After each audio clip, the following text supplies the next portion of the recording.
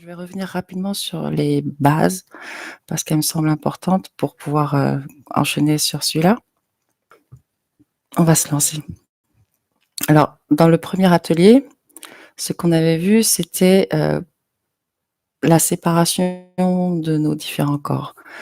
À savoir, nous sommes un écosystème contenant plusieurs écosystèmes. Alors, je parle d'écosystème parce qu'il y a plusieurs éléments qui nous composent et il y a plusieurs éléments qui composent chacun de nos corps. Donc, on peut parler de plusieurs écosystèmes qui forment un seul écosystème. Et dans le premier atelier, on avait vu qu'il était intéressant de séparer les corps. Donc, dans cet atelier, on va revenir sur ces bases-là, parce que pourquoi séparer les corps finalement? Eh bien, la première chose, c'est que l'évolution est très difficile. L'être humain évolue parce qu'il en a marre de souffrir, donc il cherche toujours une solution à cette souffrance, à comment faire pour ne plus souffrir. Donc, il va toujours soit se mettre en recherche d'un bonheur éternel ou immédiat, soit en recherche d'un paradis carrément. Alors, ça peut être un paradis terrestre aussi, hein. En tout cas, il cherche toujours le plaisir, le bonheur, le bien-être. Et du coup, cette démarche l'amène toujours aussi à fuir tout ce qui est douloureux. Et c'est ce qui le pousse à évoluer. C'est-à-dire qu'il ne cherche pas à évoluer parce qu'il est intelligent d'évoluer. Il cherche à évoluer parce qu'il en a marre de souffrir. Il en a tellement marre que voilà, il veut quitter cette souffrance à tout prix. Et ce besoin, cette recherche va très souvent l'amener à se tourner vers l'extérieur. Il va se tourner vers des maîtres, des gourous, des dieux, des guides.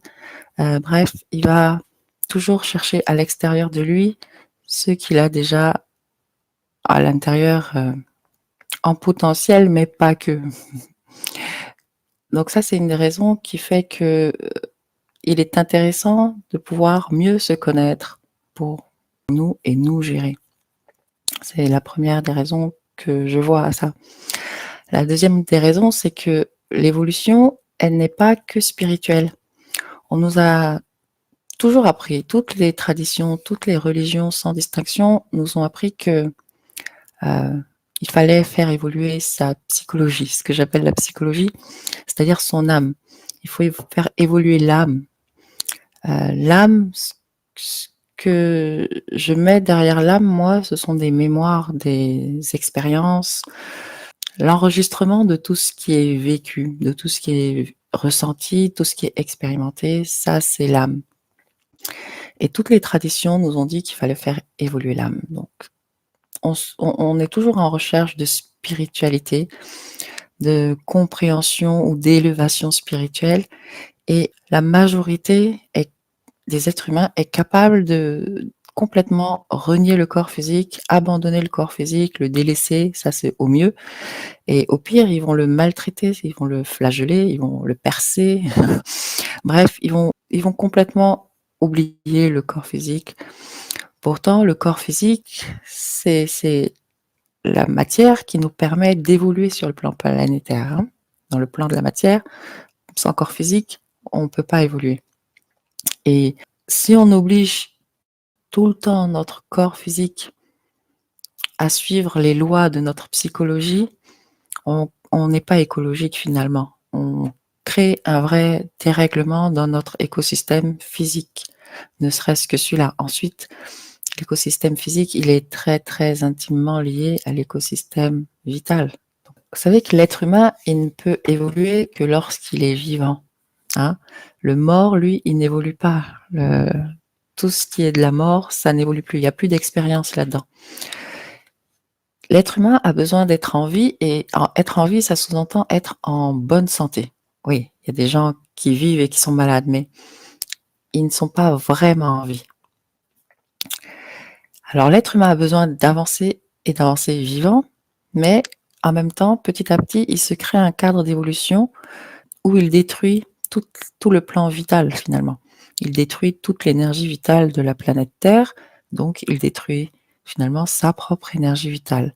Il en a de moins en moins à utiliser, et ça, mais c'est principalement ce qui nuit à l'être humain. à son évolution et à sa santé, puisque l'énergie vitale, eh bien, quand vous avez moins d'énergie vitale, vous êtes fatigué, vous pouvez être plus facilement colérique, par exemple, ou stressé ou angoissé. Quand vous êtes fatigué, eh bien, si la fatigue se poursuit, vous pouvez tomber malade beaucoup plus facilement. Quand vous êtes malade, c'est qu'il y a un dérèglement dans l'énergie vitale qui va s'exprimer dans le corps physique. Donc, tout est en relation avec l'énergie vitale finalement. Elle est celle qui nous permet l'expérience à travers ce corps de matière. Si l'énergie vitale change, le corps de matière lui-même change, il est modulé. Donc, c'est aussi une des bonnes raisons que l'on a de séparer nos corps. Savoir que chacun de nos corps est régi par des lois différentes, eh bien, c'est intéressant parce que ça nous permet de voir qu'on agit toujours pour notre plan psychologique. On mange pour notre plan psychologique. C'est-à-dire qu'on nourrit notre psychologie. Ça j'aime pas. Ça je mange, même si c'est bon pour mon corps, non, j'en veux pas, j'aime pas. Et tout ça, toujours au nom d'une démarche astrale, hein, parce que la psychologie, c'est tout ce qui contient nos mémoires personnelles, collectives, nos mémoires volatiles, comme nos mémoires densifiées, c'est-à-dire l'ego, et tout ce qu'on apprend aussi et qu'on oublie, ça va, ça vient. Alors, quand je dis vous pouvez observer, quand je dis que on maltraite notre corps parce qu'on le soumet à nos lois psychologiques, regardez, quand vous êtes stressé en permanence, eh bien, vous avez de fortes chances d'arriver à fabriquer un ulcère dans le corps physique. Quand vous êtes en colère, votre cœur se met à battre, à accélérer. Quand vous avez peur aussi, quand vous êtes en colère, vous pouvez même changer de couleur, vous pouvez devenir rouge en fonction de votre couleur de départ. Et quand vous êtes super excité, votre cœur s'emballe aussi. Donc votre système endocrinien, en gros, il pompe à chaque fois de l'énergie. Et l'énergie qu'il pompe, c'est de l'énergie vitale. Donc il est vraiment très intéressant de voir comment nos différents corps sont régis par différentes lois. De cette manière, on peut du coup mieux faire attention à l'expression de chacun de ces corps. Le corps physique, il est très très important. Il est important d'évoluer en bonne santé. Si vous êtes là, derrière votre écran, à pouvoir m'écouter, à pouvoir regarder, c'est parce que vous avez un corps physique. Et si vous pouvez comprendre ce que je suis en train de dire, eh bien, c'est parce que vous avez une certaine énergie mentale, une énergie qui a été dynamisée suffisamment, qui n'est plus du stade de l'énergie vitale seulement, ou ni même de l'énergie astrale, mais qui est de l'ordre de l'énergie mentale. C'est la même énergie qui a été dynamisée, c'est-à-dire que vous l'avez dynamisée au fil des années. Parce que si je dis ce que je dis là à un enfant de 3 ans, il n'a pas l'énergie nécessaire pour pouvoir me comprendre. Donc la compréhension que vous avez vient toujours de votre énergie, de la façon dont vous dynamisez l'énergie à l'intérieur de vous. Donc apprendre à séparer les corps, c'est-à-dire quand je lis un livre, quel corps je veux nourrir en fonction du livre que je lis. Si je lis un livre d'aventure, par exemple, pour me divertir, eh bien, il est évident que c'est pas pour mon corps physique que je suis en train de lire un livre, ni même pour mon corps vital. Ça va être pour mon corps psychologique. Je veux divertir mon corps psychologique. Ok, pas de problème. Si je regarde un bon documentaire à la télé, pour quel corps je le fais? Corps physique, corps vital, corps psychologique, corps mental, pour apprendre certaines choses, avoir des informations. Si je vais danser, si je sors en boîte, il est évident que c'est mon corps psychologique qui a besoin de se divertir. Mais il faut que j'ai conscience que je trimballe mon corps physique et mon corps vital, et que ces 2 corps-là vont avoir des besoins. C'est-à-dire que mon corps physique, il va avoir besoin de me reposer à un moment donné. Si je sors jusqu'à 6h du matin, mon corps physique, c'est pas sûr que lui puisse suivre en fonction de mon état énergétique, hein. À 20 ans, on n'a pas le même état énergétique qu'à 70. Si je sors mon corps vital, il va falloir que je le nourrisse. Il va falloir que je le repose aussi, parce que mon corps vital, il se recharge en énergie tellurique essentiellement la nuit. Donc si je vais danser toute la nuit, je vais avoir un problème dans mon énergie vitale. Donc tout ça, c'est intéressant de le voir quand on fait la séparation des corps, justement. On sépare nos corps et on voit quand on fait une chose, on observe pour quel corps on le fait. Sans porter de jugement, attention, hein. Sans dire ah non, j'aurais pas dû faire ça comme ça, ou je fais toujours ça comme ça, sans se juger vraiment, c'est-à-dire sans accréditer ou sans discréditer ce que l'on observe. On observe tout simplement le choix pour lequel on fait telle chose. Ce n'est pas ce qu'il faut juger, bien sûr. Le choix est toujours correct. Il faut juste observer, prendre conscience que nous avons plusieurs corps différents et que chacun de ces corps a des besoins qui lui sont vraiment propres. On entend souvent dire que nous avons 7 corps. Effectivement, nous avons 7 corps, mais pas en réel, en potentiel.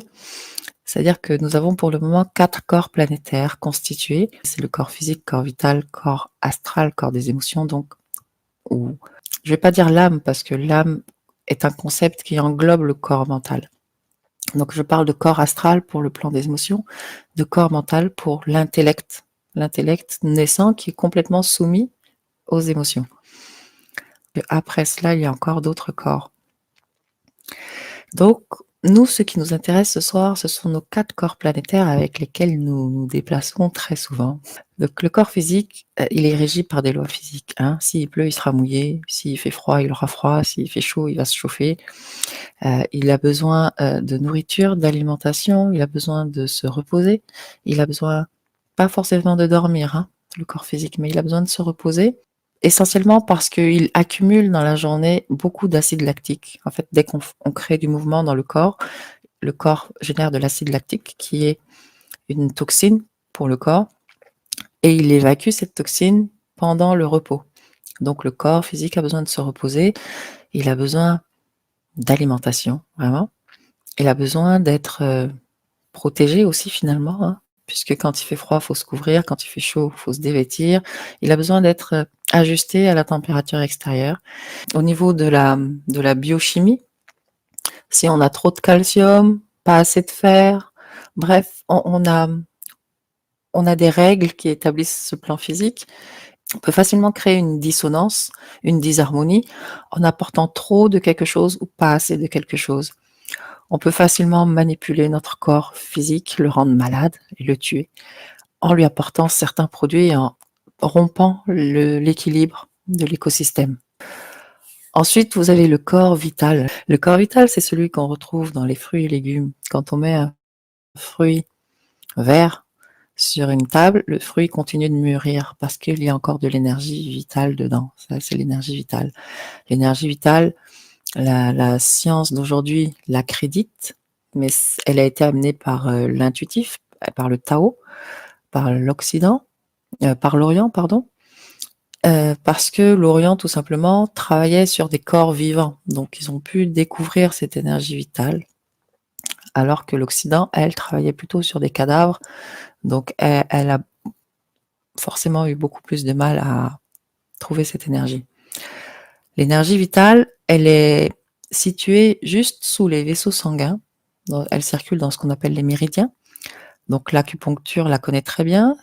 Quand on a un dérèglement d'énergie vitale, d'ailleurs, on va voir un acupuncteur et il le règle très facilement, ou toutes sortes de ponctions d'ailleurs, hein, que ce soit du moxa, de l'acupression ou toute autre technique qui va servir à redynamiser un petit peu l'énergie vitale. Donc cette énergie vitale, ce corps vital du moins, il a, vous l'aurez compris, il a besoin d'énergie tellurique et d'énergie cosmique, solaire, yang. Ce sont ses besoins. Il n'en a pas beaucoup. Très très simple. Besoin d'énergie yin et besoin d'énergie yang. Donc pour maintenir l'équilibre de cet écosystème, c'est très simple. Le troisième corps, c'est le corps astral. Et le corps astral, lui, c'est celui qui nous prend 90% de nos énergies, puisque on soumet notre corps vital et notre corps physique à ce corps astral. Donc, on va en parler plus profondément. Lui, c'est un corps on pourrait dire qu'il est sans foi ni loi, celui-là, parce qu'il n'a quasiment aucune règle. Il n'a pas besoin de nourriture, enfin, il a besoin de nourriture psychologique, donc il a besoin d'émotions. En fait, non, il se nourrit par ça actuellement, mais ce ne sont pas ses réels besoins. Les réels besoins du corps psychologique, c'est de se divertir en relation avec les autres, donc de jouer avec les autres, de faire du sport avec les autres. C'est de s'émerveiller aussi. Ça, c'est sa réelle nourriture. Mais ce corps psychologique, il est soumis aux mémoires pour le moment. Et toutes les mémoires étant mortes, eh bien, il consomme toute l'énergie vitale pour pouvoir conserver ces mémoires en vie. On y revient. Ensuite, il y a le corps mental. C'est celui qu'on appelle l'intellect. C'est l'astral qui a permis de voir la naissance du corps mental. Et le corps mental, au jour d'aujourd'hui, il est très largement assujetti à l'intellect. C'est-à-dire qu'on se réfère toujours aux mémoires pour expliquer le présent. On ne se donne pas l'autorisation de se dire je sais pas comment je sais, mais je sais. Très souvent parce qu'on a peur de se tromper. Il y a tout un tas de mécanismes internes qui font que on accepte très difficilement l'erreur. Donc on va préférer être sûr d'être sûr, quitte à se dire ça c'est la vérité. Et en fait, on va toujours se rendre compte qu'il s'agit d'une illusion à un moment donné, et ça crée des désillusions et ça crée des souffrances, et on repart à zéro. Et on veut évoluer. Enfin, on repart à zéro. On revient sur ce que j'ai pu décrire au début, c'est-à-dire ce besoin d'évoluer parce qu'on est dans la souffrance. Quand on parle d'harmonie, on dit qu'il y a harmonie, en tout cas quand il y a deux formes vibratoires qui s'interpénètrent et qui vibrent en accord, en résonance. Là, on dit qu'il y a harmonie, en musique notamment. Et on n'a pas besoin de la psychologie pour déterminer qu'il y a harmonie ou pas. C'est-à-dire, en musique, soit on va utiliser les mathématiques, donc on peut utiliser un appareil comme un accordeur, qui va nous dire que c'est juste ou pas, que l'instrument est accordé ou pas, que la note sonne juste ou pas. Soit on va utiliser l'intuitif, donc l'oreille. Mais le fait de déterminer qu'il y a harmonie ou pas ne prend pas du tout en compte les lois de la psychologie. Ce n'est pas du fait de ça j'aime pas. Il y a harmonique et c'est mathématique. Ce sont des lois mathématiques, voire cosmiques, cybernétiques. Donc l'harmonie ne dépend pas des goûts de la psychologie. Ça vibre ou ça vibre pas, qu'on le veuille ou qu'on le veuille pas. Et quand il y a disharmonie, quand il y a dissonance, eh bien c'est quand deux formes vibratoires s'interpénètrent et se détruisent l'une l'autre parce qu'elles ne vibrent pas du tout en résonance. Donc il y a dissonance. Donc quand on parle d'harmonie dans nos écosystèmes, eh bien à chaque fois que l'on va apporter à un de nos corps une vibration qui n'est pas en résonance avec, eh bien, on va créer une disharmonie. À chaque fois qu'on va, pour tous les corps, c'est valable. À chaque fois qu'on va apporter à un de nos corps quelque chose qui n'est pas en résonance avec ces lois, eh bien, on va créer une disharmonie. Et à chaque fois aussi que un de nos écosystèmes ou un élément dans un de nos écosystèmes va prendre trop de place, eh bien, là encore, il y aura disharmonie. Donc, alors quand je dis que un de nos éléments, par exemple, si on a tellement envie d'avoir ce boulot-là, par exemple, hein, on a un très grand désir, et bien ce désir, il peut prendre une telle place à l'intérieur de nous qu'il va nous manger beaucoup d'énergie et il va nous empêcher de voir beaucoup d'autres choses aussi. Si on a une trop grande peur en nous qui prend trop de place, eh bien, elle risque d'empêcher beaucoup d'autres éléments de notre psychologie de pouvoir s'exprimer. Si on a trop d'amour, c'est pareil. on va aimer à tout va et se faire avoir à tout va.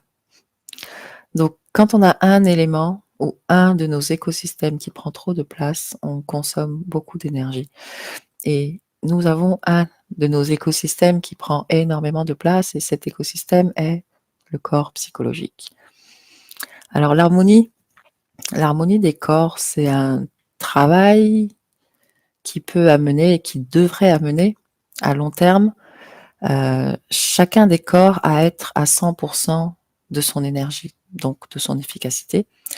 C'est-à-dire que quand on arrive à harmoniser ces corps, on devra avoir un physique d'athlète, on devra avoir un corps vital qui n'a quasiment plus besoin de dormir ni de manger, on devra avoir un astral serein et un mental qui voit clair, parce qu'il n'est pas pollué il n'est pas coloré par les émotions. Ce travail d'harmonisation, je propose ça en un atelier, on y reviendra dans d'autres ateliers petit à petit, mais c'est un travail de longue haleine. Ce n'est pas un travail, il faut être patient et il ne faut pas avoir de concept de réussite aussi. Parce que qu'est-ce qui fait que vous êtes là ce soir à un atelier qui parle d'harmonisation? Quelle est quelle partie dans vous souhaite de l'harmonie? Laquelle cherche la paix? Laquelle veut évoluer? C'est toujours la même. C'est toujours le plan psychologique. Dans le plan psychologique est contenu ce que l'on appelle l'ego. Et quand on parle du plan psychologique, en règle générale, on fait référence à toutes ces choses auxquelles on s'identifie, non? Donc, c'est un travail de longue haleine. Ce travail peut vous prendre en fonction de vous, en fonction de votre état de départ, en fonction de votre énergie. Eh bien, il peut vous prendre 6 mois, il peut vous prendre 1 an, il peut vous prendre 5 ans. Mais il faut être patient. Il ne faut pas abandonner en se disant « Ah, ça ne marche pas ». Parce que c'est très souvent ce que l'on fait, non? C'est très souvent ce que l'on fait. On commence une chose et puis on a le sentiment que ça n'avance pas comme on voudrait, donc on abandonne. Mais c'est parce que ça n'avance pas comme on voudrait et non, ça avance comme ça devrait avancer, plutôt. Mais ça, on a du mal à le percevoir. Donc voilà, quand on a mis 10 ans à fabriquer un ulcère, il ne faut pas s'attendre à voir cet ulcère disparaître en 1 mois. C'est juste pas possible. Il faut être aussi patient pour le faire disparaître qu'on a été patient pour le créer, en gros. Et pour être en harmonie, pour être en harmonie entre eux, chacun de nos corps va devoir être en harmonie en interne, de façon propre, de façon individuelle. Donc, nous devons harmoniser tous les corps en fonction des lois de chaque corps. Harmoniser le corps physique, en fait, c'est très facile d'harmoniser nos corps à partir du moment où notre psychologie ne vient pas prendre les commandes. Il faut vraiment... Alors, on va dire c'est facile. C'est facile. Les outils, vous les connaissez, vous les avez. Ce qui est compliqué, ce qu'on va me dire, c'est oui, mais est-ce que je vais être capable de le faire? Est-ce que j'aurai la volonté de le faire? Et ça, la volonté, quelque part, elle dépend de vous sans dépendre de vous. C'est-à-dire que la volonté, elle est toujours d'ordre psychologique jusqu'à un certain stade. Jusqu'au stade où on commence à entrer dans une sorte de colère mentale qui fait que là, on trouve ridicule de souffrir comme on souffre et il se passe quelque chose qui fait que le mental commence à vraiment y voir plus clair et à prendre les commandes, en fait. C'est-à-dire qu'on va commencer à instruire notre plan psychologique à partir de notre plan mental et ça ne sera plus l'inverse. Pour le moment, c'est vraiment notre plan psychologique qui instruit notre mental, qui lui dit comment il devrait faire et quoi faire. Mais si on dynamise suffisamment notre énergie, Donc en harmonisant nos corps, eh bien, on permet à notre plan mental d'être plus efficace. Donc d'ordonner, ordonner dans le sens donner des ordres, mais dans le sens mettre de l'ordre aussi. Donc donner des ordres à l'astral et mettre de l'ordre dans les corps. Alors le corps physique, j'ai très peu envie d'en parler, mais en même temps on va en parler, parce que le corps physique aujourd'hui, il existe tout un tas de bouquins pour savoir comment fonctionne le corps physique, quelles sont les lois qui régissent le corps physique, ce dont il a besoin, vitaminiquement, minéralement, acidaminiquement, tout ce que vous voulez.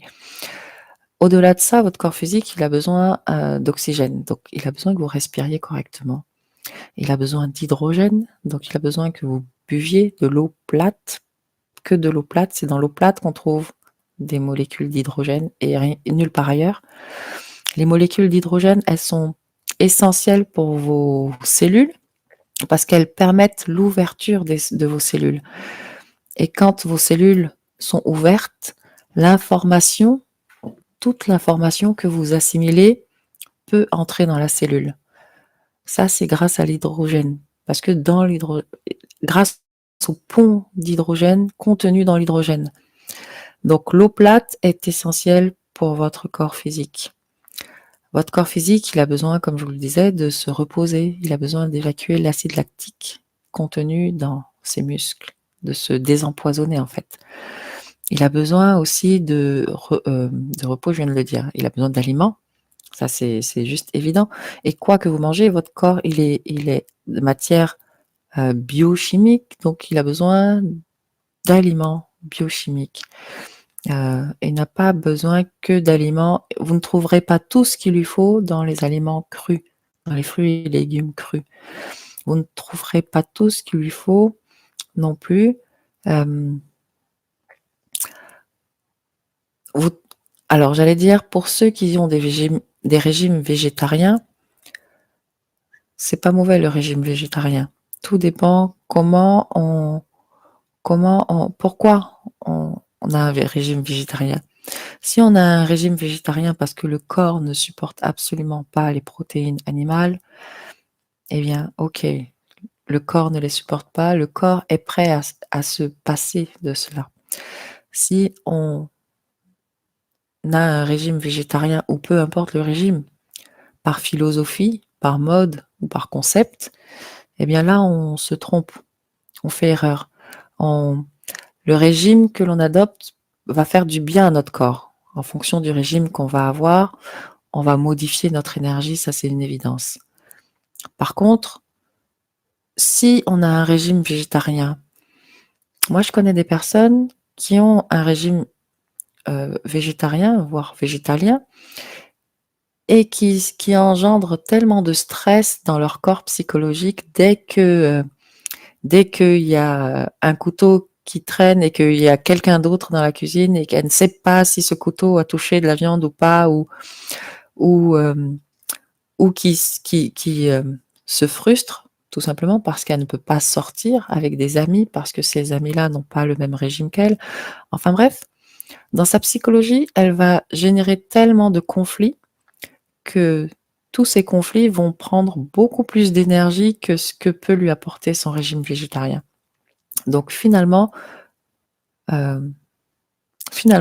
vaudrait mieux de temps en temps, si le corps le peut, manger de la viande. Et naturellement, de toute façon, naturellement, l'être humain va être amené à arrêter de manger de la viande parce qu'il va en voir l'intelligence. Mais il y a encore beaucoup d'êtres humains qui en ont besoin et ça fait partie de l'écosystème de l'être humain. Donc l'être humain a besoin d'aliments et peu importe l'aliment. Il a besoin d'être confort, c'est-à-dire qu'il a besoin d'habiller son corps de façon confortable, pas avec des vêtements trop serrés qui vont compresser les vaisseaux sanguins. Il n'a pas besoin de mettre de talons qui vont casser son ossature, qui vont complètement la modifier. Il n'a pas besoin de se badigeonner tout plein de produits chimiques sur la peau qui vont empêcher sa peau de respirer. Bref, il peut faire attention à son écosystème physique. Donc pour des bases, pour le corps physique, voilà, c'est donnez-vous une petite activité physique, quelle qu'elle soit, et nourrissez-vous. Mais alors là, pour harmoniser votre corps, vous savez, plus on mange, plus on instruit notre corps à manger.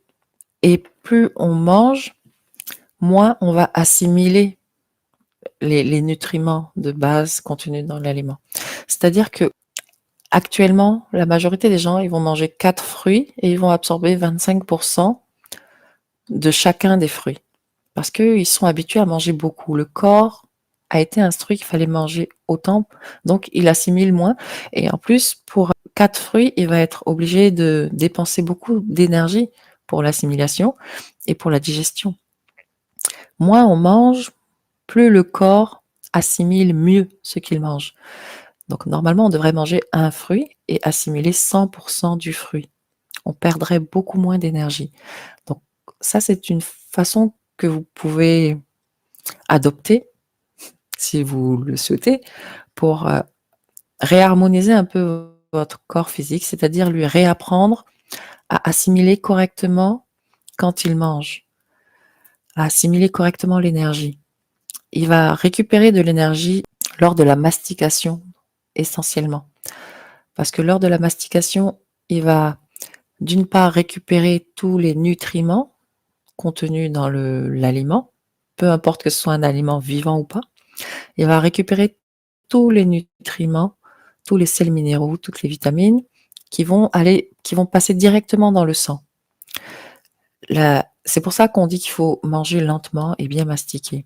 Mais la raison essentielle pour la mastication, c'est que là, pour le coup, ça va pour les fruits et légumes vivants, crus. Eh bien, c'est la langue dans la bouche, c'est la langue qui capte l'énergie vitale. Donc, plus vous mâchez lentement, plus vous captez l'énergie vitale. Vous mangez de la vie. Donc, mangez-la lentement pour en capter le plus possible.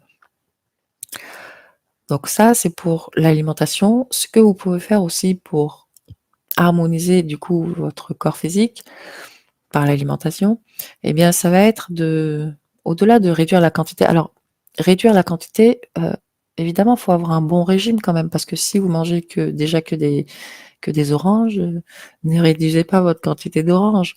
Si vous pesez 20 kilos, ne réduisez pas votre quantité d'alimentation. Adaptez ce que je suis en train de dire à vous. Parce que souvent, la majorité des gens font ça. Ils entendent à la radio ou à la télé ou dans un magazine, ils lisent que tel régime serait super pour telle chose et ils s'adaptent complètement au régime au lieu d'adapter le régime à eux.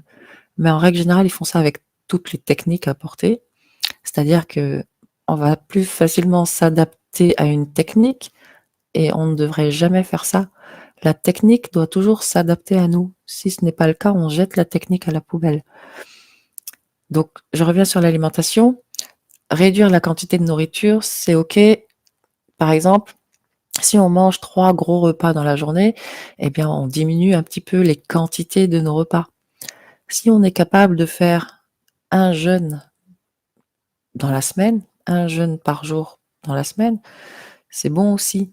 Mais encore une fois, il faut le faire en fonction de son régime, de la saison, du lieu où on habite. Si on habite dans une zone où il neige tout le temps, où il fait moins 20 degrés, il faut vraiment avoir un régime adapté à tout notre écosystème interne, mais externe aussi. Et puis, il faut savoir qu'on change en permanence, rien n'est figé, donc le régime doit toujours s'adapter, s'ajuster en permanence aussi. On peut être pendant 10 ans végétarien et puis un jour avoir besoin de manger de la viande. Et il ne faut pas s'en empêcher si le corps en a le besoin, seulement pour des concepts. Voilà. Après, bon, on fait ce qu'on veut, viande ou pas viande. Moi, je ne suis pas du tout contre le fait de ne pas manger de viande, au contraire. Mais la viande reste nécessaire pour beaucoup de gens. Les protéines animales, elles restent nécessaires pour beaucoup de gens. Voilà, je pense, pour le jeûne, pour l'harmonisation du corps physique. C'est très, très simple. C'est vraiment très simple à partir du moment où on ne le soumet plus, en fait, aux lois de la psychologie. C'est vraiment très simple. Le corps vital, c'est aussi simple que le corps physique parce que le corps vital, il a besoin d'énergie yin-yang. L'énergie yin-yang, on va la trouver à travers la respiration, en respirant par le nez essentiellement, et que par le nez d'ailleurs, parce que ce n'est que le nez du coup qui capte l'énergie vitale qu'on respire. Elle capte cette énergie à l'entrée, à l'inspiration et à la sortie, à l'expire. Et donc il est intéressant de respirer, d'inspirer et d'expirer par le nez et non par la bouche. J'ai envie de vous dire que quand vous pourrez manger par le nez, eh bien vous respirerez par la bouche. L'énergie yin-yang, vous allez la trouver dans les fruits et les légumes crus, puisqu'on mange beaucoup de choses. Notre système digestif a besoin de beaucoup d'éléments cuits, donc morts. Il a besoin aussi pour compenser, eh bien il a besoin de fruits et légumes crus. Mâchez bien donc, mâchez, mastiquez, puisque c'est la langue qui va capter cette énergie. Vous allez trouver cette énergie vitale dans la marche quand vous marchez pieds nus notamment, sur plusieurs sols différents, vous allez capter différentes formes d'énergie vitale toujours. La nuit, quand on dort, la nuit, notre corps vital se recharge d'énergie tellurique essentiellement, puisque la journée, on capte beaucoup d'énergie yang. Il faut s'exposer aussi de temps en temps au soleil. Et la nuit, on va capter l'énergie yin, tellurique. Ce qu'il y a de bien la nuit, c'est que notre corps psychologique, notre astral, eh ben, il se barre. Il part dans les rêves, dans le plan des rêves, dans le plan de l'astral donc. Et à ce moment-là, notre corps physique et notre corps vital sont parfaitement tranquilles. Notre corps mental aussi. Il se repose enfin parce que l'énergie, le corps astral n'est pas là pour puiser de l'énergie. Donc, c'est le repos. On a besoin de dormir pour cela. Toutes les techniques pour avoir de l'énergie tournent toujours autour de l'alimentation et de la respiration. Je rajoute du mouvement du corps aussi. Votre énergie vitale, ce qui va être bon pour elle aussi, c'est la douche, se baigner, prendre une douche. Parce que l'eau est un très grand capteur d'énergie vitale et du coup, vous allez être nettoyé. Ça va vous alléger en tout cas de toutes les énergies que vous n'avez pas besoin de garder parce qu'elles ne vous appartiennent pas. Et votre corps vital, il a aussi besoin d'être à l'aise. Donc, par l'habillement du corps physique, il ne faut pas que vous ayez des vêtements trop serrés parce que vos méridiens sont juste sous vos vaisseaux sanguins. Et c'est pareil, l'énergie circule à l'intérieur et si vous comprimez vos vaisseaux, vos méridiens, eh bien l'énergie ne circule plus. Donc le corps vital, c'est très facile aussi. Vous savez, quand je vous dis que le corps émotionnel prend toujours de l'énergie dans le corps vital, vous pouvez observer que quand vous avez des émotions fortes, le cœur s'emballe toujours, toujours, toujours. Et quand on a des émotions fortes, vous avez remarqué qu'on vous dit toujours respire, respire. Et quand on a respiré 2-3 fois, ça calme. Donc si vous ne le saviez pas, maintenant vous le savez. Quand, euh, quand le cœur s'emballe, quand le système endocrinien s'emballe, on respire et ça détend, ça calme. Pourquoi ça calme? Eh bien parce qu'on oxygène le corps. Et quand le corps est oxygéné, le cerveau est oxygéné. Et ça augmente systématiquement le taux vibratoire, le fait d'apporter de l'énergie vitale. Et pendant ce temps de réénergisation du corps, eh bien, le corps se calme, l'astral se détend, il est un peu plus serein et le mental peut y voir un peu plus clair et ça calme. Donc la respiration est vraiment essentielle, essentielle. Le vital et la matière sont toujours intimement liés. Donc on va respirer pour oxygéner le corps et pour évacuer le gaz carbonique. Donc pour se donner de l'énergie vitale. Et là encore une fois, au niveau du corps vital, c'est très très facile à partir du moment où le corps astral ne prend pas toute l'énergie du corps vital. C'est très simple là. Là, c'est voilà. Alors du coup, Je vais suivre avec l'harmonie du corps astral. Alors l'harmonie du corps, le corps astral, pour rappel, c'est vraiment le plan des mémoires, le plan des émotions, des expériences planétaires.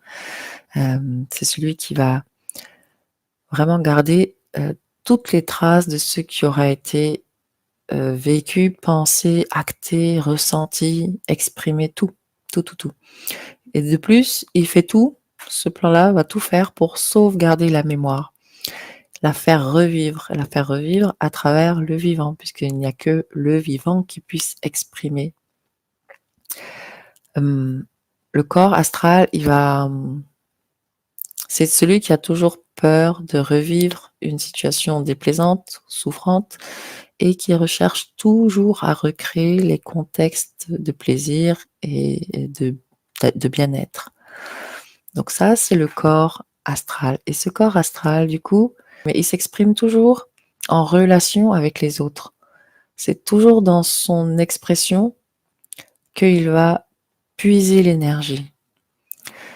Parce que nous avons une psychologie, donc un corps astral ou un ego, qui nous amène toujours à être insécure, à nous sentir insécures, inquiets, et qui nous amène toujours à vouloir des choses, à désirer des choses et à avoir peur de perdre ces choses une fois qu'on les a. Oui, je veux un travail et après, je vais toujours avoir peur de perdre ce travail. Je veux une voiture, eh bien, je vais avoir peur de perdre ma voiture. Je veux une maison, je vais avoir peur de perdre ma maison.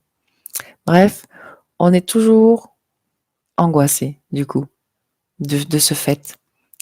Et je suis presque sûre que chacun d'entre vous, vous avez vécu au moins un stress dans la journée. Parce que l'être humain est ainsi fait qu'il va toujours réagir. Donc l'astral, l'astral finit toujours par s'exprimer dans le corps sous forme de pathologie. C'est-à-dire que à un moment donné ou un autre, on va exprimer physiquement, non, l'astral va s'exprimer dans le corps. On va tomber malade, on va avoir un ulcère, on va avoir un cancer, on va avoir les cheveux qui tombent, on va avoir, bon ça ce sont les cheveux qui tombent, c'est pas bien grave, hein, mais on va exprimer toutes sortes de dérèglements physiques et ça, c'est pas intelligent. Pourtant, l'être humain est intelligent. L'être humain est un être d'intelligence, mais qui s'ignore.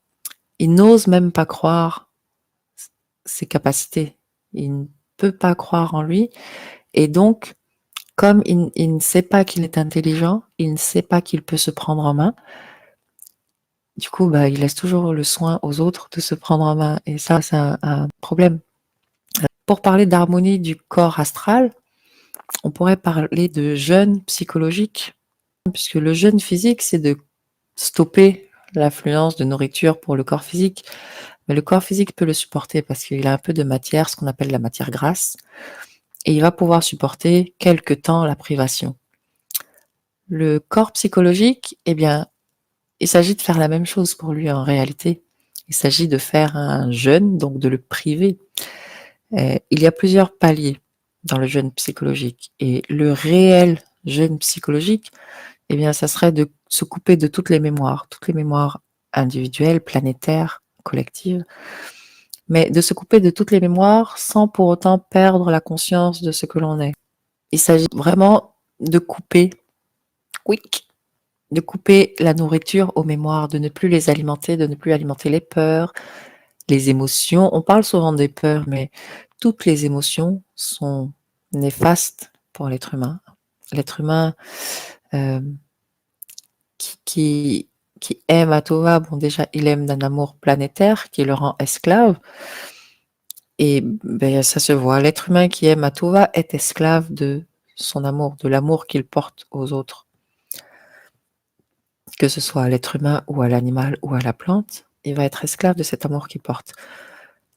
Quelle que soit l'émotion, une personne qui rit toujours, qui rit toujours, très régulièrement, elle va avoir des problèmes à la rate, par exemple. Elle va avoir un dysfonctionnement dans ses organes physiques. Parce que l'émotion qui va s'exprimer en permanence va puiser de l'énergie en permanence. Le jeûne psychologique, eh bien, sans aller jusqu'au fait de couper toutes les mémoires, de se couper de toutes les mémoires, eh bien, le jeûne psychologique, c'est déjà de s'autoriser à sortir de ses habitudes, de ses concepts, de ses croyances. C'est petit à petit s'observer et apprendre à ne plus être prisonnier des habitudes, de ce que on fait au quotidien sans même s'en rendre compte. Ça, c'est déjà un premier palier que l'on peut essayer de mettre en place, c'est-à-dire changer de vie pour quelques jours seulement, ne serait-ce que quelques jours, changer complètement. Par exemple, si vous êtes quelqu'un qui travaille tout le temps, eh bien, prenez des vacances, prenez 15 jours, voire un mois de vacances, et dans un endroit où vous n'êtes jamais allé. Découvrez que vous pouvez être une autre personne dans un autre contexte. Le jeûne psychologique pour la mère de famille, eh bien, c'est de se prendre des super vacances aussi, où elle n'a absolument rien à faire. Absolument rien à faire. Elle claque des doigts, on lui apporte son repas. Le jeûne psychologique, pour une personne qui ne travaille pas, qui est au RSA, au chômage, eh bien, ça va être de s'offrir un mois de travail. Parce qu'il faut casser sa routine. Il ne faut pas rester englué dans nos habitudes. L'habitude tue l'être humain. Donc le jeûne psychologique, c'est se permettre de changer des petites choses, s'autoriser à ne plus être pareil. Alors évidemment, il ne faut pas partir en vacances sans compter, sans voir les conséquences. Il faut préparer ça. Si vous êtes quelqu'un qui travaille beaucoup, vous allez avoir du mal à partir en vacances. Parce que justement, vous allez donner tout un tas d'arguments, comme la personne qui travaille et qui estime qu'elle n'a pas assez d'argent pour partir en vacances. Elle va trouver des arguments comme celui-là. Eh bien, peu importe. Il faut vraiment vous autoriser un jeûne psychologique.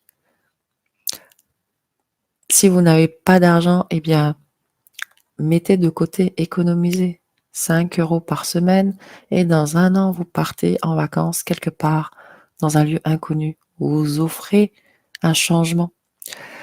Le jeûne psychologique, c'est une personne qui prend une année sabbatique, par exemple. Mais, enfin, tout dépend. Si, lors de cette année sabbatique, elle reste à rien faire et à ne pas découvrir de nouvelles choses, ce n'est pas vraiment un jeûne psychologique, c'est un repos psychologique. Mais si cette personne qui prend une année sabbatique s'autorise à découvrir tout un tas de nouvelles choses, elle va se découvrir une nouvelle personne, elle va être plus dynamisée que celle qu'elle était avant. Donc c'est ce que j'entrevois quand je parle de jeûne psychologique. C'est vraiment s'autoriser à faire des choses nouvelles. Tout ce que vous n'osez pas faire, osez le faire au moins une fois en vous disant: «J'expérimente. Qu'est-ce que ça peut coûter?» Expérimenter, c'est rien. Donc voilà, en gros, pour harmoniser un peu votre plan astral, c'est lui couper un peu les vivres, arrêter de l'alimenter un peu et ainsi, l'énergie qui ne va plus être détournée par l'astral pourra monter un petit peu plus dans le corps mental. Le désordre mental, il naît simplement du fait que l'être humain crée en lui-même un conflit avec lui-même. Ce sont des conflits internes. Et les conflits internes, on peut les résoudre simplement en arrêtant de nourrir notre corps psychologique, en arrêtant de lui permettre de puiser dans nos énergies physiques, vitales et mentales. Parce que quand le corps psychologique prend dans l'énergie mentale, on n'arrive plus à réfléchir clairement. On est un peu embrouillé en fait. Donc l'harmonie mentale, elle vient essentiellement bien de l'harmonie des 3 autres plans. Et l'harmonie mentale est essentiellement liée à l'harmonie physique, l'harmonie de notre plan physique et de notre plan vital. Puisque plus on a d'énergie dans notre cerveau, plus on a un cerveau efficace. C'est vraiment la base qui permet d'atteindre des sommets. Si nous avons une base qui n'est absolument pas solide, eh bien le sommet Même si on atteint un sommet, il peut s'effondrer à n'importe quel moment, ce sommet. Or, si la base est solide, le corps physique, eh bien, on ne peut que grimper vers le sommet. Donc, vous comprendrez bien que retrouver de l'énergie, c'est plus précisément arrêter de dilapider de l'énergie. Parce que de l'énergie, nous en avons en quantité infinie autour de nous. Dans l'air que nous respirons, il y a de l'énergie partout autour de nous. Vous savez qu'il y a quelque chose d'immortel dans l'être humain. On sait, parce qu'on l'apprend, mais on n'en fait pas grand-chose. On sait que la cellule, elle se reproduit par division cellulaire. En gros, depuis la première cellule qui est née, le processus ne s'est jamais interrompu. Nous faisons des enfants, nous transmettons nos cellules, et ces cellules continuent de vivre à travers nos enfants et les enfants de nos enfants. Et pourtant, nous, notre corps, il arrête. À un moment donné, il n'y a plus d'énergie vitale, le processus s'interrompt. Et ça, c'est vraiment un phénomène lié à ce corps astral. Parce qu'une bactérie ne meurt pas. Une bactérie, elle vit indéfiniment, sauf si on la met dans des conditions particulières, bien entendu. Mais la bactérie ou le protozoaire, contrairement à la plante, à l'animal et à l'humain, ne meurt pas aussi rapidement, n'épuise pas l'énergie aussi rapidement. Donc, à chaque fois que nous laissons notre psychologie, notre corps astral s'exprimer à tout va, eh bien, on puise dans nos énergies vitales. Donc, il est intéressant simplement d'observer ça, juste de l'observer pour pouvoir voir ce mécanisme de manipulation interne, en fait. Il s'agit vraiment d'une manipulation interne par un de nos corps. Ce que je vous invite à faire, c'est de prendre un cahier spécial où vous allez noter, eh bien, tout ce que vous pouvez noter, en fait. Notez tout de votre état d'être d'aujourd'hui, de départ. Notez tout ce qui vous passe par la tête, notez toutes vos croyances, vos habitudes, votre état physique, tout ce qui vous convient, tout ce qui vous convient pas. Notez un maximum de choses pour pouvoir observer, en fait, votre évolution. Observer, et observer, encore une fois, signifie regarder sans accréditer et sans discréditer, simplement cela, et noter. Ce que vous pouvez faire, c'est déjà prendre conscience donc de la séparation de vos corps. Séparez vos corps quand vous allez faire une activité. Ne vous dissociez pas, évidemment. Ne dites pas, bon, je vais manger, mon corps a faim. Mais prenez conscience quand vous faites des choses. Quand vous mangez une pizza, pour quel corps vous le faites? Quand vous lisez un livre, pour quel corps vous le faites? Quand vous regardez un film, pour quel corps vous le faites? Quand vous faites du sport, pour quel corps vous le faites? Parfois, on peut faire du sport pour la psychologie, parce qu'on a un besoin de se sentir beau, d'avoir un corps bien modulé. Donc, simplement observer pourquoi on fait ce que l'on fait. Et ensuite, ce que vous pouvez commencer à faire, si vous le souhaitez, c'est réduire votre quantité de nourriture pour apprendre à votre corps à mieux assimiler la nourriture, faire un jeûne de temps en temps si vous y parvenez, pensez à boire de l'eau plate, si vous pouvez boire avant chaque autre boisson, c'est-à-dire avant de boire un café le matin, buvez un peu d'eau plate. Avant de boire une bière ou du vin, buvez un peu d'eau plate. Ça permet à votre corps de mieux assimiler. Ça aide votre corps à mieux assimiler ce que vous lui donnez. Avant de manger, buvez un verre d'eau plate. C'est ce que je peux vous recommander. Et respirez lentement. Ne respirez pas lentement que quand ça sent mauvais. Faites-le tout le temps. Parce que c'est comme ça que vous récupérerez le plus d'énergie vitale. Et puis, coupez les vivres à votre psychologie, hein. Voilà, arrêtez de nourrir, essayez d'observer et d'arrêter de nourrir. Mais si vous parvenez à observer dans un moment spontané, c'est-à-dire un moment où l'émotion vient, vous n'essayez pas de la contrôler ou quoi que ce soit, simplement vous observez ce qui se passe en vous, eh bien ce simple fait transmute l'émotion et elle disparaît. Elle n'a même pas le temps, en fait, de s'exprimer réellement qu'elle meurt. Alors, est-ce que vous avez des questions? Je prends juste le temps de vous lire, hein. Alors, j'entends beaucoup parler en ce moment de corps adamantique. Que pouvez-vous me dire sur ce point vital? Merci. Le corps adamantique, c'est le même, c'est une sémantique différente pour parler du corps de lumière, de la Merkaba, du corps, supramental, corps christique. C'est exactement la même chose avec une autre sémantique. Sur l'harmonie du corps astral, Christophe qui demande: «J'ai des diapasons thérapeutiques, cela peut apporter de l'énergie vitale aussi?» Oui, bien sûr. Les diapasons thérapeutiques vont apporter des alors, en fait, je sais pas ce que tu entends par diapason thérapeutique, mais ce que j'entends moi, c'est un appareil qui peut apporter des notes en résonance avec les centres, en résonance avec, les sons qui sont en harmonie directe avec nos centres sacrés, comme on dit, nos chakras.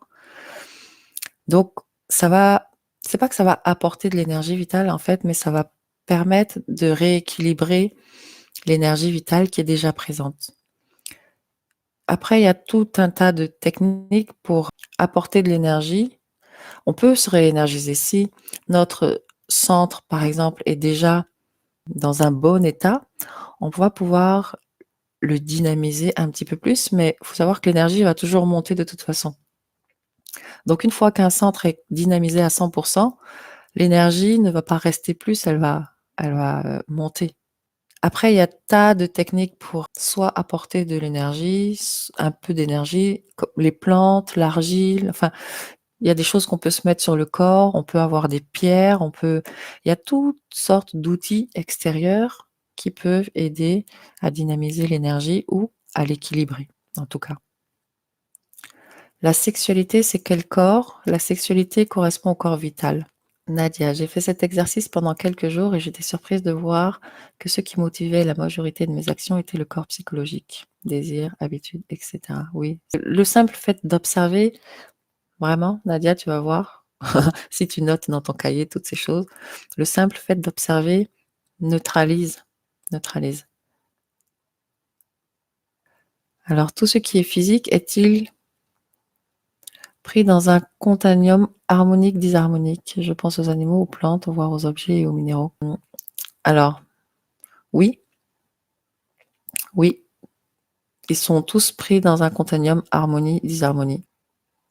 Le jeûne sec est-il bon pour restaurer le corps physique? Le jeûne sec, donc, c'est sans eau, sans nourriture. Je ne dirais pas qu'on restaure le corps par un jeûne, quel qu'il soit. On peut apporter de l'aide, mais c'est essentiellement le fait de ne plus nourrir la psychologie qui va permettre au corps, lui, de se guérir tout seul. Parce que le corps est une merveilleuse machine, j'ai tendance à dire, qui sait très bien s'auto-gérer quand on lui permet de s'auto-gérer. Alors le jeûne sec, il faut pas qu'il dure trop longtemps pour qu'il apporte un bien-être au corps, et le bien-être qu'il va pouvoir apporter au corps, ça va plutôt être un nettoyage. Il va permettre au corps de se nettoyer et d'évacuer certaines choses, certaines toxines. Mais il faut pas que le jeûne sec dure trop longtemps. Le corps a vraiment besoin d'eau.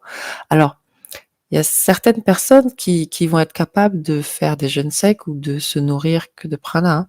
Mais là, le corps a été préparé, la psychologie est prête à ça et le mental est prêt à ça. Tous les corps sont prêts à cela. C'est-à-dire qu'on ne fait pas un jeûne sec pour nourrir sa psychologie.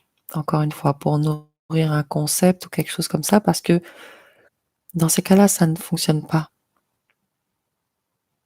J'aimerais savoir justement, qu'en est-il de ceux qui ont des déficiences mentaux et motrices? Sont-ils destinés à ne pas évoluer? Alors non. Alors la déficience motrice vient d'une déficience, d'une perturbation neuronique, mais il ne s'agit pas des mêmes neurones qui permettent à l'intellect, par exemple, de s'exprimer. La déficience mentale, c'est un manque d'énergie dans le corps mental. Il y a différents types. Il y a différentes raisons plutôt pour qu'une personne soit déficiente, mais tous les êtres humains évoluent. Qu'ils le veuillent ou qu'ils le veuillent pas, ils évoluent. Mais c'est vraiment l'être humain qui évolue, c'est-à-dire la conscience de l'être humain et non l'ego de l'être humain. Parce qu'une personne, c'est l'ego qui s'identifie à la personne mentale et c'est l'ego qui se demande si il va évoluer ou pas et c'est l'ego qui se demande s'il va mourir ou pas et c'est l'ego qui se demande s'il a eu une vie antérieure ou pas et c'est l'ego qui se demande s'il va avoir une vie, une autre vie, une autre incarnation. Or, l'ego ne vit qu'une vie. L'ego ne vit qu'une vie et basta. La conscience perdure, vit plusieurs vies. La conscience a plusieurs humanités à son actif. À quel niveau se trouve le corps éthérique parmi les 4? Alors, tout dépend de ce qu'on va mettre derrière le mot corps éthérique. Le corps éthérique, en ésotérisme, il fait très souvent relation au corps vital, à celui qu'on appelle le corps vital, parce que c'est l'éther, en fait, qui s'est densifié. Moi, quand je parle de corps éthérique, je parle du 5e corps, donc du premier corps cosmique, du premier corps qu'on va trouver dans l'éther, dans l'union de tous les éléments. Et ce corps d'éther densifié donne le corps vital. Et ce corps vital, donc sur la planète Terre, certains l'appellent le corps éthérique, justement, parce que ce corps vital dynamisé redonne le corps éthérique. C'est-à-dire que au tout début, donc on a réussi, les plantes ont réussi à dynamiser ce corps vital suffisamment pour donner naissance au règne animal. Le règne animal a dynamisé encore plus cette énergie vitale et a donné naissance au règne humain. En fait, l'énergie vitale a donné naissance à l'astral, à l'énergie astrale, et l'énergie astrale donne naissance à l'énergie mentale, et l'énergie mentale donne naissance à l'énergie supramentale, qui est le corps, l'énergie supramentale est le corps éthérique. Voilà. Le corps adamantique, le corps de lumière, la Merkaba, tout ça encore, ce sont les mêmes mots pour définir la même chose. J'ai du mal à comprendre qu'il faille se couper des mémoires pour pouvoir récupérer l'énergie qu'elle pompe pour survivre. Peux-tu expliquer de nouveau? Alors, une mémoire va toujours... Je vais prendre un exemple matériel pour parler de ça. Quand une personne qui mange du sucre pour la première fois et qui trouve ça bon, eh bien, elle associe 2 mémoires, en fait. Elle associe la mémoire de l'événement, voilà, l'événement, c'est-à-dire, elle a mangé cette matière et cette matière a tel goût, sucré, non salé, non acide. À cette mémoire-là, elle va associer une autre mémoire qui est celle du plaisir gustatif. Le fait d'avoir aimé, d'avoir apprécié ça, le plaisir. Et donc, eh bien, le fait d'avoir toujours besoin de rechercher, de recréer des choses qui nous font plaisir, de nous voilà. Eh bien, en fait, je vais toujours cette mémoire du sucre, donc le sucre en moi, ce que je vais appeler la mémoire du sucre, va toujours me faire aller vers le sucre. Et plus je vais aller vers le sucre, plus je vais nourrir cette mémoire, plus cette mémoire va grandir, plus je vais avoir envie de sucre et moins je pourrai me passer de sucre. Donc, couper les vivres à cette mémoire, c'est simplement petit à petit arrêter de manger du sucre. Si je suis un grand mangeur de viande, oh, je vais me faire un bon steak. Oui, rien que dans l'expression, comme on parle, ah, je vais me manger un bon steak ce midi. C'est le souvenir du steak qui fait qu'on rajoute bon. Alors qu'on ne l'a pas encore mangé, le steak, on ne sait pas s'il est bon ou pas bon. Mais on a en mémoire le plaisir gustatif du steak. Donc, on veut se refaire un bon steak. Eh bien, le jeûne psychologique, ça va simplement être couper les mémoires petit à petit. Donc, petit à petit, je vais manger moins de steak, ou je vais plus en manger du tout si j'y parviens. Si je suis fumeur, petit à petit, je vais couper cette nourriture, mais petit à petit parce que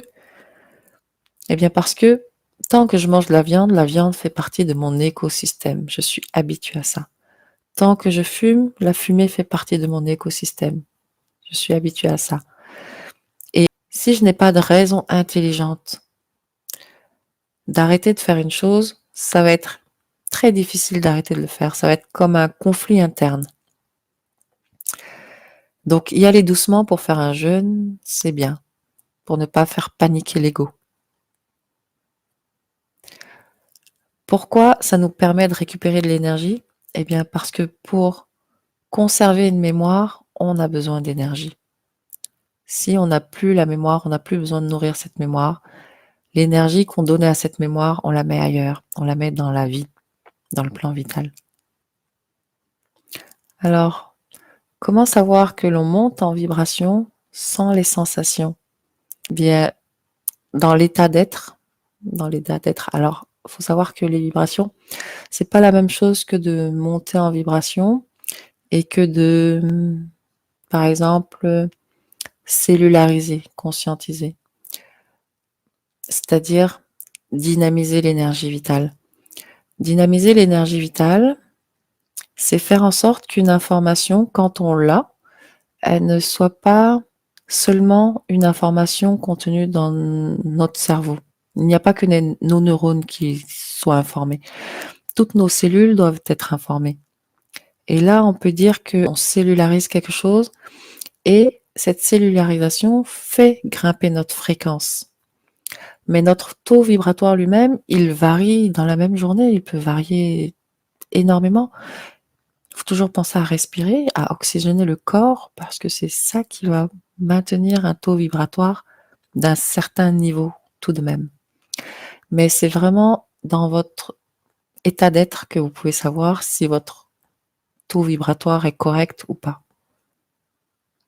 Est-ce que vous avez d'autres questions? Ou est-ce que, parce que sinon on va clôturer l'atelier, après toutes les bêtises que je viens de vous dire. Je vous souhaite une très belle nuit, je vous dis à très bientôt pour un live ou ailleurs sur un autre événement. Ciao.